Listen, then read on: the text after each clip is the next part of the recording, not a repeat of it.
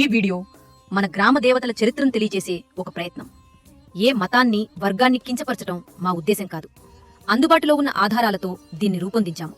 వివరాల్లో కానీ పేర్ల ఉచ్చారణలో కానీ ఏవైనా పొరపాట్లు ఉంటే దయచేసి మన్నించగలరు. అమ్మవారి దివ్య చరిత్రలోకి వెళ్లే ముందు ఆ తల్లి కుమారుడైన ఆ విఘ్నేశ్వరుని ఆశీస్సులు తీసుకుందాం. అది 19వ శతాబ్దం. పచ్చని పొలాల మధ్య ప్రశాంతంగా వెలసిన అందమైన గ్రామం మన భీమవరం.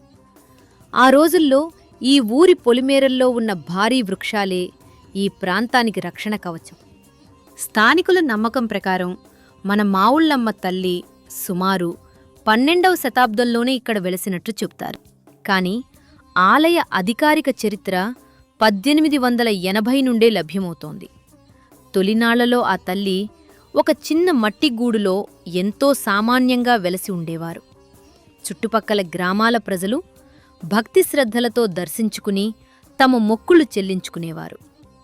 అయితే ఆ తల్లి మహిమను ఈ ప్రపంచానికి చాటి చెప్పే సమయం ఆసన్నమైంది.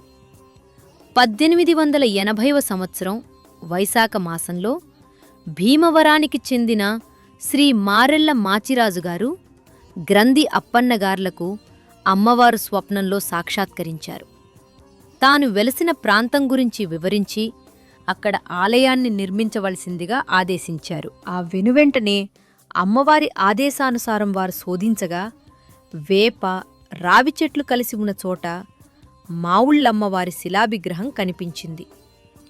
రావి వృక్షాన్ని పరమశివునిగా, వేపను పరాశక్తిగా పూజించే ప్రజలు ఆ 2 చెట్లు పెనవేసుకున్న చోట అమ్మవారు దర్శనమివ్వడంతో ఆమె సాక్షాత్తు శివశక్తుల ఉమ్మడి స్వరూపమని భక్తితో కీర్తించారు. ఆ మహాతల్లికి ఎండ తగలకుండా భక్తులు ఎంతో భక్తి శ్రద్ధలతో ఒక చిన్న పూరి గుడిని నిర్మించారు. ఆ ఆకుపందిరి నీడలోనే మాచిరాజు, అప్పన్నల ఆధ్వర్యంలో తొలి పూజలు ప్రారంభించారు. ఆ పూరిగుడిలో కొంతకాలం పూజలందుకున్న తర్వాత పూర్వం 5 లాంతర్ల స్తంభంగా పిలువబడే ప్రస్తుత ఆదివారం బజారు ప్రాంతంలో అమ్మవారికి ఆలయాన్ని నిర్మించాలని సంకల్పించి నిర్మాణ పనులు ప్రారంభించారు. ఆ తల్లి దయతో సుందరమైన ఆలయం తయారైంది. 1910లో కాళ్ల గ్రామానికి చెందిన శిల్పి నాగభూషణాచార్యులు గారు తన శిల్పకళా నైపుణ్యంతో తల్లి విగ్రహాన్ని గర్భాలయానికి నిండుగా మలిచారు. కాని ఆ రూపం భక్తులకు ప్రళయ భీకరంగా, అత్యంత ఉగ్రంగా కనిపించింది. ఆ ఉగ్ర రూపాన్ని చూసి గ్రంథి నరసన్న కుమారుడు అప్పారావు గారు స్వయంగా ఆయన చేతులతో ఆ విగ్రహాన్ని భక్తులకు అభయమిచ్చే శాంత స్వరూపినిగా మార్చారు. అలాగే గర్భాలయానికి ఇరువైపులా ద్వారపాలక కన్యలను కూడా మలిచి ఆ ఆలయానికి పరిపూర్ణమైన శోభను చేకూర్చారు.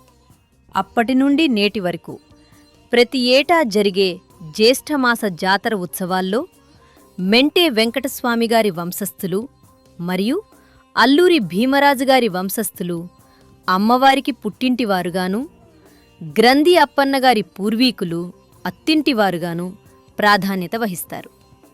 ఆ చారిత్రక ఆనవాయితీ నేటికీ భక్తి శ్రద్ధలతో కొనసాగుతూనే ఉన్నది. ఆ తల్లి కరుణ వల్ల మన భీమవరం చుట్టూ పచ్చని పొలాలు, పాడి పంటలతో కళకళలాడుతోంది. గాంధీజీ గారి చేత సెకండ్ బార్డోలి అనిపించుకున్న ఈ గడ్డపై విద్య, వైద్య, వ్యాపార రంగాల్లో మనం సాధిస్తున్న విజయాల వెనుక ఆ తల్లి దీవెనలే ఉన్నాయి. ముఖ్యంగా ఆక్వాకల్చర్లో ప్రపంచ పటంలోనే మన ఊరు ఈరోజు ముందు వరుసలో నిలబడింది అంటే అది ఆ తల్లి కృప మాత్రమే. ఇక సంక్రాంతి వచ్చిందంటే మన ఊరు ఒక పండుగలా మారుతుంది. ప్రపంచ నలుమూలల నుండి వచ్చే అతిథులకు మనవారు ఇచ్చే గౌరవం ఆ షడ్రుచుల విందు భీమవరం వారికే సొంతం. కోడిపందాలు, సాంస్కృతిక కార్యక్రమాలు మన నాటివిటీలో ఒక భాగం. మన భీమవరం గ్రామ దేవత శ్రీ శ్రీ శ్రీ మావుళ్ళమ్మ తల్లి కరుణాకటాక్షాలు మనందరిపై ఎప్పుడూ ఉండాలని మనసారా కోరుకుంటున్నాను. ఇలాంటి మరికొన్ని మన ఊరి గ్రామ దేవతల చరిత్రలతో మళ్ళీ కలుద్దాం. అప్పటి వరకు సెలవు.